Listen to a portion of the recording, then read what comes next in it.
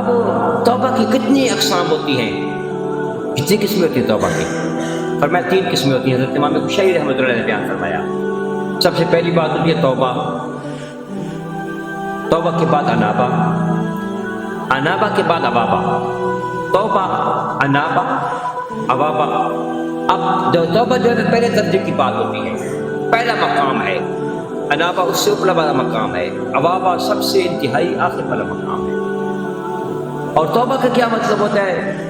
توبہ جو ہے انسان جو ہے اللہ سے فرمایا جاتا ہے، امام کشیری فرماتے ہیں کہ توبہ انسان اللہ تعالیٰ کے ڈر سے، اس کے خوف کی وجہ سے کرتا ہے۔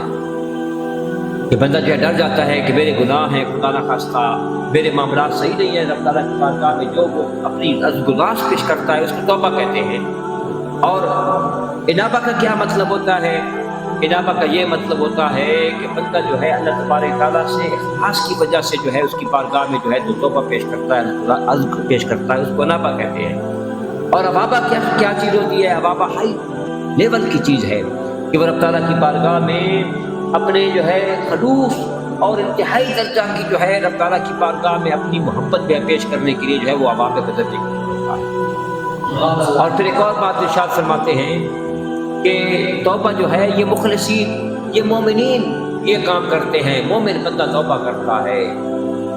اور جو ہے مومن سے اوپر ولی بندہ ہوتا ہے یا مقرب بندہ ہوتا ہے نا، وہ انابہ کے درجے پر ہوتا ہے، وہ انابہ کرتا ہے، یعنی اس کے گناہ تو نہیں ہوتے، گناہ کرتا بھی ہے خدا نہ خواستہ تو گناہ صغیرہ ہوتے ہیں، وہ انابہ ہوتا ہے۔